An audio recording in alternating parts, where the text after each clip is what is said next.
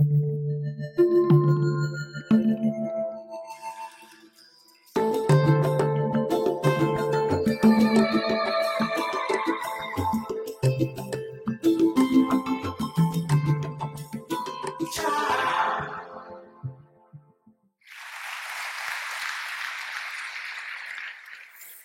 a commencé par un Américain du Nord optimiste, ça finit par un Américain du Sud critique. Alors, j'avais préparé un PowerPoint très très bon. Je crois que l'Américain du Nord me l'a piqué. J'ai dû faire dans un carton de Pizza Hut, j'ai dû faire mon intervention. Bon, on va s'arranger comme ça. J'ai des mauvaises nouvelles, comme dirait Michel. Une, j'ai pas de projet pour sauver des millions de vies, contrairement à mes prédécesseurs. C'est horrible. C'est horrible. Alors, je suis désolé. Je vais commencer mon petit truc sur les trucs de Pizza Hut. L'espèce humaine, elle a connu 3 grandes ruptures. La première est celle qui la rend humanité. C'est la rencontre avec la langue. La deuxième, c'est la rencontre avec l'écriture. Et la troisième est la révolution digitale, effectivement. Dans ces 3 ruptures, l'humanité a eu exactement la même idée. L'idée judéo-chrétienne platonicienne de se débarrasser du corps. Avec la langue, on a voulu devenir pure langue. La langue était la vérité. Platon nous explique que le monde, les ciels des nombres, n'est-ce pas, est la vérité et que nos corps corruptibles sont un reflet, les simulacres. Avec l'écriture, pareillement, il y avait l'écriture sacrée qui était la vérité. Eh bien, le digital est arrivé, c'est le dernier, et il nous dit aussi, on va se débarrasser du corps, finalement, c'est la nouveauté. La nouveauté, ça fait des millions d'années que la pauvre petite espèce humaine essaie de se débarrasser de son corps. Alors, dans le digital, il y a quelque chose de très nouveau. C'est que c'est la même chose que toujours, d'une part. D'autre part, effectivement, c'est que avec la langue, l'espèce humaine a eu des conflits pendant quelques millions d'années. Avec l'écriture, depuis 5000 ans. Donc, on a colonisé un peu. Avec le digital, alors là, ça arrive à une rapidité que la conflictualité va être compliquée. Bon, on veut tout modéliser. Il faut tout modéliser. C'est très compliqué, mais on parlera. J'ai un copain, journaliste à l'IB, avec lequel on a fait un petit jeu. Lui, pendant 1 mois, il a étudié dans le web tout ce qu'il y avait sur la Tunisie. Et j'ai un copain, le gros Robert, qui est allé au Club Med en Tunisie. Pendant 1 mois.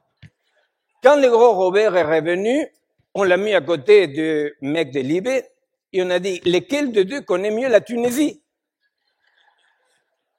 Alors effectivement, si nous pensons comme la renaissance digitale, que tout est information, les mecs de l'IB, ils avaient beaucoup plus d'informations sur la Tunisie.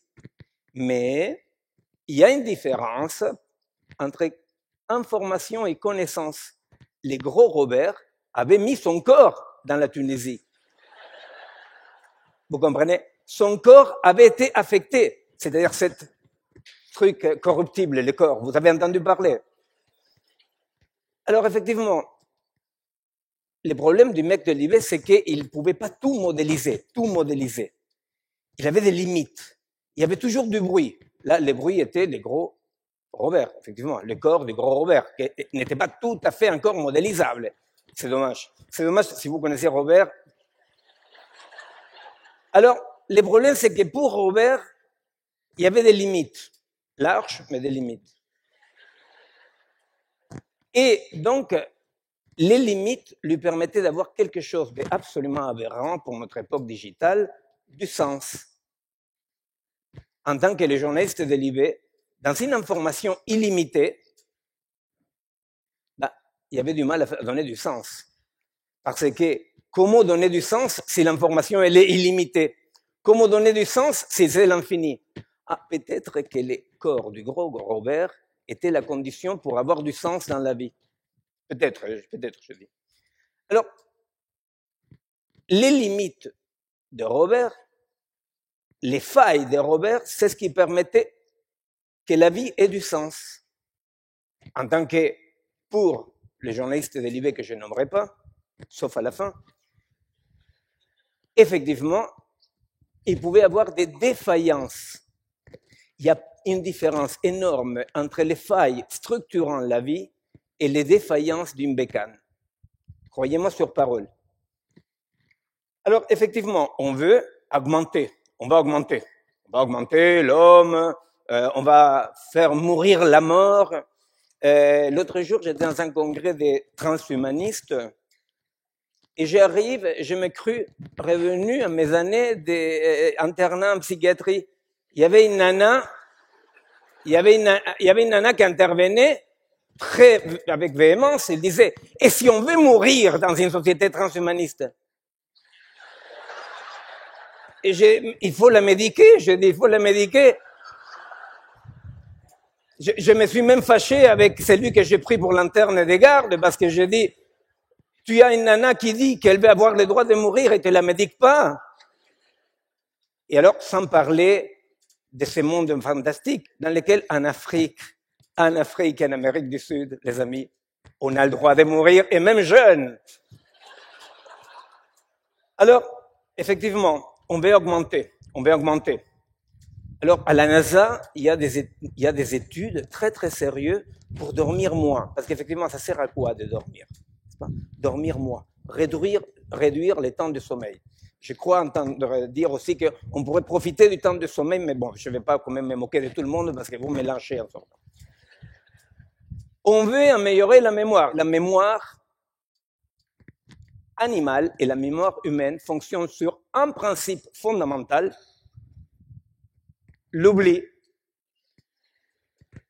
Une mémoire humaine et animale en général, mais la mémoire humaine, tant qu'elle est saine, tant qu'elle n'est pas dans un devenir de psychotisation, de dissociation, elle fonctionne sur la transformation des souvenirs et l'oubli.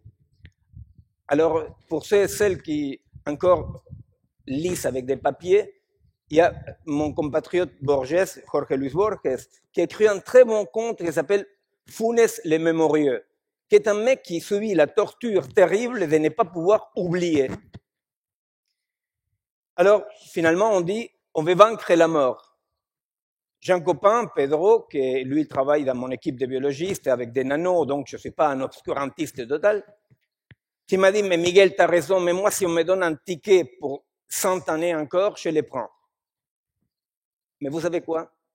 Pedro, qui était résistant à l'époque de la dictature, Pedro qui a trouvé ses vaccins grâce aux nanos pour un mal que peut-être certains connaissent, les Chagas Maza, qui est un mal de la pauvreté, toute cette force que Pedro a mis pour résister à la dictature, pour faire la recherche, il l'a mis parce qu'il savait qu'il avait les temps comptés. Si quand tout à coup, Pedrito, il doit passer l'arme à gauche, on lui dit, écoute Pedrito, bonne nouvelle, il y a Alexandre qui va te donner 100 ans de plus. Ben, le mec, il dit, non. Et la dimension tragique de la vie, et l'essence de ce que j'ai fait jusqu'ici, non. Pourquoi? Eh bien, je vais vous dire. Parce que d'un point de vue d'un organisme vivant, l'étropisme, l'augmentation, il est 100%. Si on vous dit, vous voulez vivre 100 ans de plus, 100% oui. Mais un organisme obéit à des mécanismes complexes et contradictoires dans lesquels les tropismes pour arrêter, ils sont aussi 100%. Tant que nous ne pouvons pas, dans nos laboratoires, travailler la science, elle est prisonnière des crédits qui veulent l'augmentation. Tant que dans nos laboratoires, on ne pourra pas travailler sur les limitations organiques qui poussent à ces tropismes 100% d'augmenter, mais 100% d'arrêter, 100% d'être réveillé, mais 100% de dormir, on ne comprendra pas pourquoi notre société a beaucoup de vieux, mais il y a très peu d'anciens. Très peu d'anciens. Alors effectivement, il y a un copain, un collègue, Alain Cardon, qui travaille dans l'intelligence artificielle, vous devez connaître, qui a dit, c'est vrai, il y a des failles, les failles sont très importantes. Donc il a construit un système de conscience artificielle et il a introduit une faille. Je vous dis comme ça rapidement, il a vendu à l'armée de l'air française à quelques millions d'euros un système de conscience artificielle avec un bug. C'est une bonne idée. Je dis juste comme ça, pourquoi est-ce qu'il y a tant de petits génies de la Silicon Valley qui envoient leurs enfants à des écoles sans écran, sans digital, et dans lesquelles on apprend les grecs et les latins anciens? C'est étonnant, hein? C'est étonnant. Alors nous sommes entre deux fascinations. La fascination de toujours plus, et on y va à la fuite en avance, et la fascination de la tradition et les limites religieuses ou les limites moraux. Les deux sont fascinants. Vous voyez bien la montée des intégrismes qui disent il faut des limites. Chez nous, c'est un peu plus sympa. C'est la Pachamama, la mère terre, vous voyez. Mais donc, la fascination des limites qui viennent d'en haut et la fascination de la fuite en avant qui va par là. Au milieu, nous, on va se faire ratatiner comme à chaque fois. On n'est pas fascinant, mais ça vaut la peine parce que ça ressemble beaucoup à une vie. Je vais vous dire une consultation en gériatrie, psychiatrique bien sûr, neurologique, que j'ai eue il y a quelques jours. Il arrive un monsieur de 90 ans qui est en très bon état, sauf que bon, il traîne un peu la patte, je sais pas quoi, en bon état, et il me dit, je lui dis, il ne faut pas aller à une institution, il ne faut pas aller. Il me dit, mais vous savez, moi, pour faire un café, je prends une demi-heure. Je lui dis, mais vous savez, faire un café, prêtez attention parce que c'est la chute, s'il vous plaît. C'est émouvant. Faire un café, c'est justement cette demi-heure dans laquelle tu passes entre les meubles parce que tu ne bouges pas très bien, tu vas chercher le café qui est en haut, tu dis mais ma femme n'a pas acheté le café, oh oui, acheté le café. Et prendre un café, l'objectif, ce n'est que la toute petite congrue partie de la chose qui nous permet de nous mettre en mouvement. Alors toute cette magnifique machine performante qui nous permet d'être connectés en permanence comme ça, font qu'un café soit une perf de caféine et non pas ces moments, cette demi-heure de vie de mon patient que d'un point de vue gérontologique, ce sont les problèmes pour faire les cafés qui les maintiennent en vie. Là, c'était la chute.